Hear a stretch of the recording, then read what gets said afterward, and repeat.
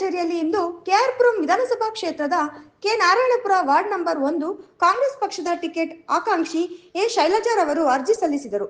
ಇದೇ ಸಂದರ್ಭದಲ್ಲಿ ಕೆಪಿಸಿಸಿ ರಾಜ್ಯ ಉಪಾಧ್ಯಕ್ಷರಾದ ನಾರಾಯಣಸ್ವಾಮಿ, ಅಸಂಘಟಿತ ಕಾರ್ಮಿಕ ವಿಭಾಗದ ರಾಜ್ಯಾಧ್ಯಕ್ಷರಾದ ಜಿಎಸ್ ಮಂಜುನಾಥ್, ಸತ್ಯನಾರಾಯಣ, ಮಂಜಣ್ಣ ಹಾಗೂ ಕೆಆರ್ಪುರಂ ವಿಧಾನಸಭಾ ಕ್ಷೇತ್ರದ ಅನೇಕ ಕಾಂಗ್ರೆಸ್ ಮುಖಂಡರು ಮತ್ತು ಹೊರಮಾವು ಮಹಿಳಾ ಬ್ಲಾಕ್ ಮುಖಂಡರು ಪಾಲ್ಗೊಂಡಿದ್ದರು.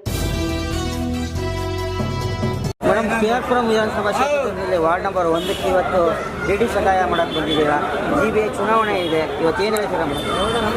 ಮೊದಲಾಗಿ ಇವತ್ತು ನಾವು ಕೆಪಿಸಿಸಿಗೆ ಅರ್ಜಿ ಸಲ್ಲಿಸಕ್ಕೆ ಬಂದಿದ್ದೀವಿ. ಭಾಳ ಖುಷಿ ಆಗ್ತಿದೆ. ಕಾಂಗ್ರೆಸ್ ಪಕ್ಷದಿಂದ ಇವತ್ತು ನಮಗೆ ಅರ್ಜಿ ಸಲ್ಲಿಸೋ ಸೌಭಾಗ್ಯ ಕೊಟ್ಟಿರೋದಕ್ಕೆ ನಾವು ಧನ್ಯವಾದಗಳು.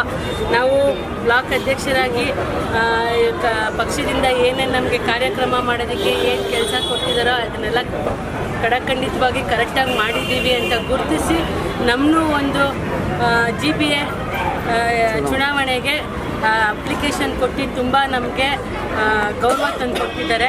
ಇವತ್ತು ಭಾಳ ಖುಷಿ ಆಗ್ತಿದೆ. ನಾವು ಒಂದು ಚುನಾವಣೆಗೆ ಕಂಟೆಸ್ಟ್ ಮಾಡೋದು ಮಟ್ಟಕ್ಕೆ ನಾವು ಕಾಂಗ್ರೆಸ್ ಪಕ್ಷ ನಮ್ಮನ್ನ ತಗೊಂಡೋಗಿದ್ದಾರೆ ಅಂದರೆ ನಾವು ತುಂಬ ಚಿರಋಣಿಯಾಗಿರಬೇಕು. ಅದೇ ತಕ್ಕಂಗೆ ನಮ್ಮ ಕ್ಷೇತ್ರದಲ್ಲಿ ಹಿರಿಯರು ಎಲ್ಲರೂ ನಮಗೆ ತುಂಬ ಸ್ಪಂದಿಸಿದ್ದಾರೆ. ನಾರಾಯಣಸ್ವಾಮಿ ಅಣ್ಣರಾಗಿ, ಆಗ PCC ಮೆಂಬರ್ ಮಂಜಣ್ಣ ಹಾಗೂ ನಮ್ಮ ಮನೆಯವರು ಸತ್ಯನಾರಾಯಣ ಪಟೇಲ್ ಅವರು, ಹಾಗೆ DK ಮೋಹನ್ ಬಾಬು ಅವರು, ಪೂರ್ಣಿಮಾ ಮೇಡಮ್ ಅವರು, ಪ್ರತಿಯೊಬ್ಬರು ಅಣ್ಣನವರು ಪ್ರತಿಯೊಬ್ಬರು ನಮಗೆ ಗೌರವ ಕೊಟ್ಟು ಒಳ್ಳೆಯ ಸ್ಥಾನಮಾನ ಗಳಿಸ್ಲಿ ಅಂತ ಆಶೀರ್ವಾದ ಮಾಡಿ ಅರ್ಜಿ ತಗೊಂಡು KPCC ಪಕ್ಷದಲ್ಲಿ ಇವತ್ತು ನಾವು ಅರ್ಜಿ ಹಾಕಿದ್ದೀವಿ. ತುಂಬ ಧನ್ಯವಾದಗಳು. ತುಂಬ ಮೇಡಮ್, ಇವತ್ತು ಮಹಿಳೆಯರಿಗೆ ಮೀಸಲಾತಿ 50% ಕೊಟ್ಟಿದ್ದಾರೆ. ಇವತ್ತು DVA ಚುನಾವಣೆಯಲ್ಲಿ ಮಹಿಳೆಯರಿಗೆ ಮೀಸಲಾತಿ 50% ಅದು ತುಂಬ ಹೆಮ್ಮೆ ಪಡಬೇಕಾಗಿರೋ ವಿಚಾರ. ಅದು ನಮ್ಮ ಕಾಂಗ್ರೆಸ್ ಪಕ್ಷದಲ್ಲಿ ಬಿಟ್ಟರೆ ಯಾವ ಪಕ್ಷದಲ್ಲೂ ಆ ಥರ ಇಲ್ಲ.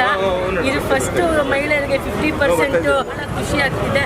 ಪ್ರತಿ ಹೆಣ್ಮಕ್ಳು ಬರೀ ಮನೆಗೆ ಮಾತ್ರ ಸೀಮಿತರಲ್ಲ, ಎಲ್ಲ ಇದರಲ್ಲೂ ಅಭಿವೃದ್ಧಿ ಆಗಬೇಕು ಅಂತ ನಮ್ಮ ಕಾಂಗ್ರೆಸ್ ಪಕ್ಷದವರು ಇವತ್ತು ಮಾಡಿರೋದು ಬಹಳ ಖುಷಿ ಆಗ್ತದೆ. ಅಲ್ಲಿನ ಮತದಾರರಿಗೆ ಏನು ಹೇಳ್ತೀರಾ? ಅಲ್ಲಿರೋ ಮತದಾರರಿಗೆ ದಯವಿಟ್ಟು ಯಾರು ಕೆಲಸ ಮಾಡಿದ್ದಾರೆ ಅಂತ ಗುರುತಿಸಿ, ನಾವು ಮಾಡಿರೋ ಕೆಲಸನೆಲ್ಲ ಗುರುತಿಸಿ ನಮಗೂ ಒಂದು ಸ್ಥಾನಮಾನ ಕೊಟ್ಟರೆ ನಿಮ್ಮ ಸೇವೆ ಮಾಡೋ ಸೌಭಾಗ್ಯ ನಮಗೂ ಬರಲಿ ಅಂತ ಕೇಳಿಕೊಂಡು ದಯವಿಟ್ಟು